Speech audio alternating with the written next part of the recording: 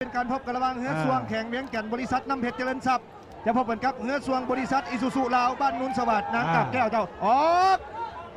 มาแล้ว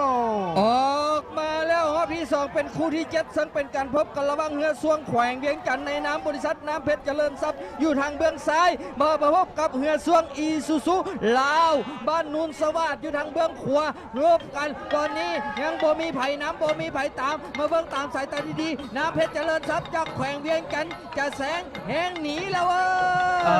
แล้วจะเป็นยังไงเพราะว่าตอนนี้แขวงเวียงจันทร์บริษัทน้ำเพชรเจริญทรัพย์อยู่ฝากเลือกไส้สังไส้บริการ4 พายนาวาศักดิ์สิทธิ์แล้วก็พรสวรรค์เฮียเสียนุ่มจัดให้แล้วก็ผาโป่ง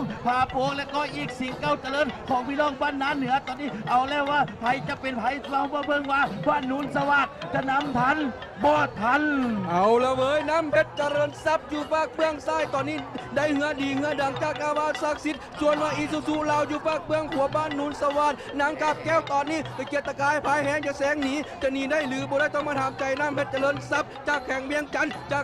ตอนนี้จะตีแหงแสงละเว้ยตอนนี้ในน้ำของนุนสวัสดิ์น้ำหน้าพาทางมาส่วนอีกลำหนึ่งแข่งเวียงจันทร์พยายามกดพยายามเบียดพยายามเชียดพยายามฉีดจี้ขึ้นมาบอกว่าหมายแบบนี้ป๊อปปักซิบกัน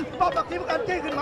มาส่วนนุนสวัสดิ์จะเป็นยังไงจะหนีรอดปลอดภัยหรือเปล่าเพราะว่าแข่งเวียงจันทร์ในน้ำของน้ำเพชรเจริญทรัพย์จำกัดผู้เดียวตีแหงแซงกี้ขึ้นมาแล้วโอ้จีได้จีไปตัวนี้ไปบอกบุตรตัวนี้หัวเหือยังคงเสมอกันมาไกลๆดีอีซู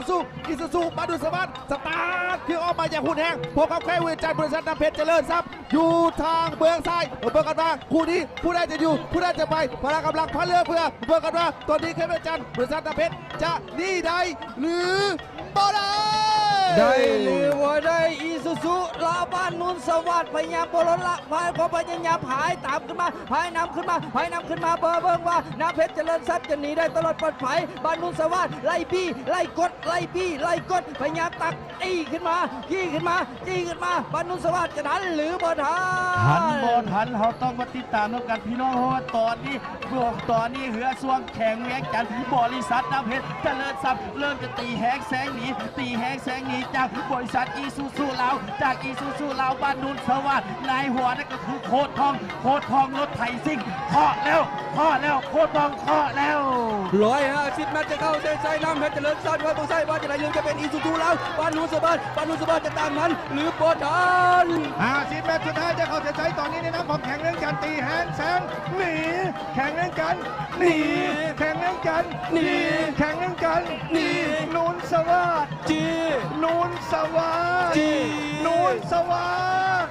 แล้วก็ปล่อยให้แข่งเวียงจันทร์ปล่อยให้ไหลขาวเส้นชัยผมจะไม่มีปัญหาเจ้าแข่งเวียงจันทร์เข้าไปฮอบที่ 4เป็นลำที่ 7เจ้า